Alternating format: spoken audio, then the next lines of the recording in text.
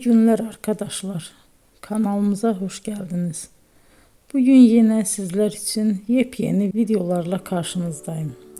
İki başarılı oyuncularımız Elçin Sangu ve Barış Ardus'tan güzel paylaşımlarını sizler için hazırladık. Elçin Sangu, Sevdim Alabora, Yalancı ve Mumları, Kiralık Aşk, İyi Günde Kötü Günde bu dizilerde rol almış ve herkes tarafından çok beğenilmiştir. Biz de Elçin Sangu ve Barış Ardus'tan en güzel sempatik fotolarını sizler için hazırladık.